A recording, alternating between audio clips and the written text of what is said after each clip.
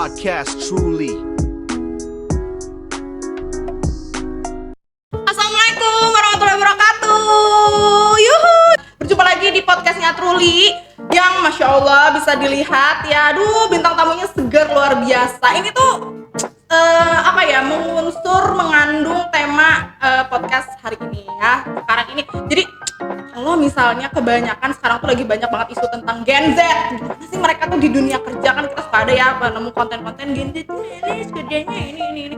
Wah, tidak dengan yang satu ini, yang cantik satu ini tidak, karena ya Mimin juga bekerja sama dengan beliau ini dan Masya Allah kerja bareng narasumber satu ini tuh seneng banget, happy banget, nggak kayak konten-konten kebanyakan. Oke, baiklah, kita sambut aja Teteh Baby Alda, Masya Allah. Halo semuanya. Di sini sebagai apa peran utamanya? Di sini sebagai narasumber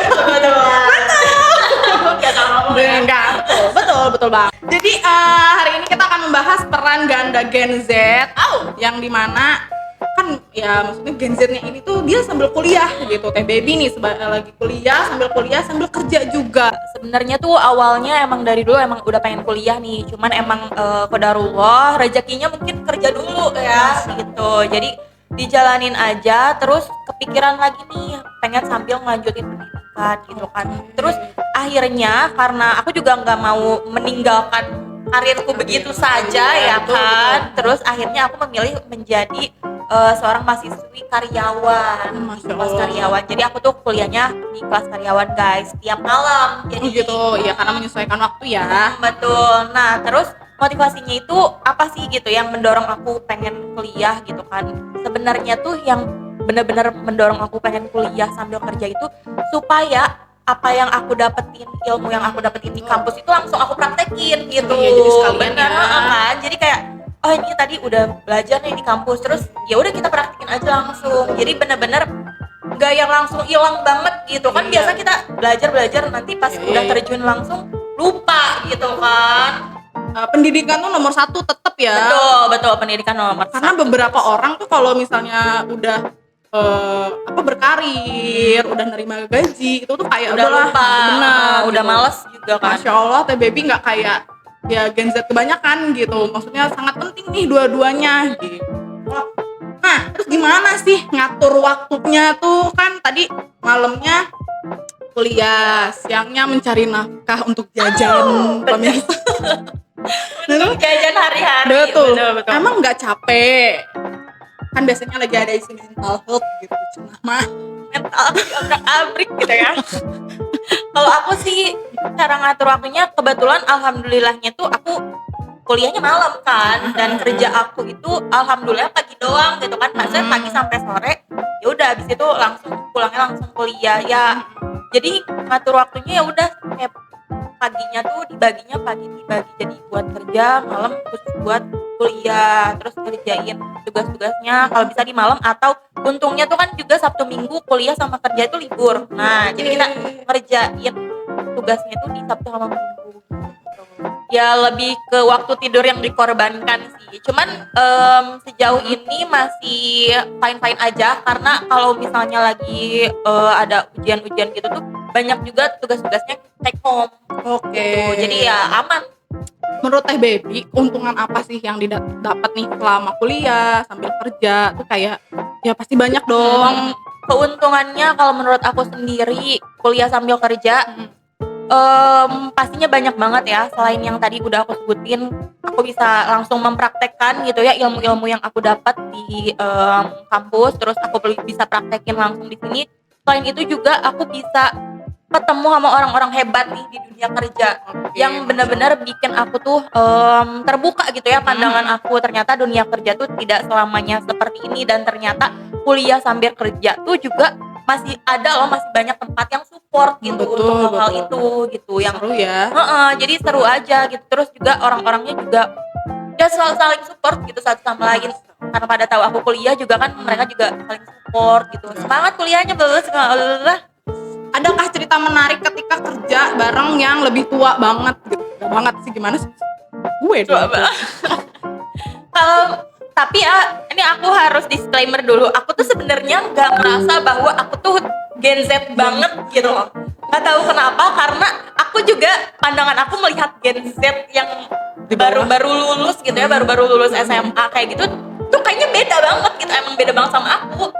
Jadi aku tuh nggak merasa yang kayak terlalu Gen Z gitu sebenarnya, nggak tahu karena aku bergaul dengan yang Senior. Gimana perspektif Gen Z itu di dalam dunia kerja? Terus apakah perusahaan yang pada akhirnya menyesuaikan dengan stylenya Gen Z, atau ya TBB gitu, as a Gen Z yang pada akhirnya menyesuaikan dengan perusahaan gitu?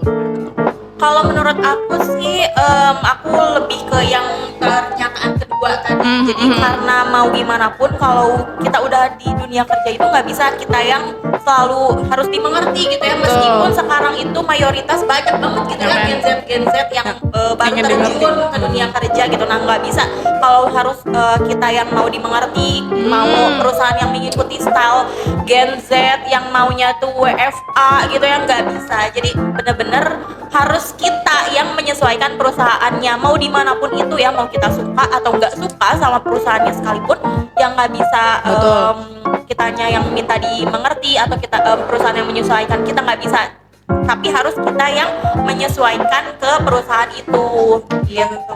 Setuju ya, bukan Mimin yang ngomong, langsung Gen Z-nya sendiri yang ngomong. Bener, setuju banget. Ya gimana ya, maksudnya emang kita siapa banget gitu kan, mau dimengerti sama perusahaan dengan, maksudnya mental health juga isu yang penting. Cuman balik lagi ke diri kita sendiri, gimana sih manage-nya biar nggak jadi sesuatu hal yang akhirnya menunda kita dalam pekerjaan gitu. Atau kan maksudnya kalau misalnya TBB sendiri nih dapat pencapaian, dapat achievement, itu kan seneng ke diri sendiri juga kan. Itu kan bisa jadi heal terbaik dari rasa kayak stres selama ini gitu.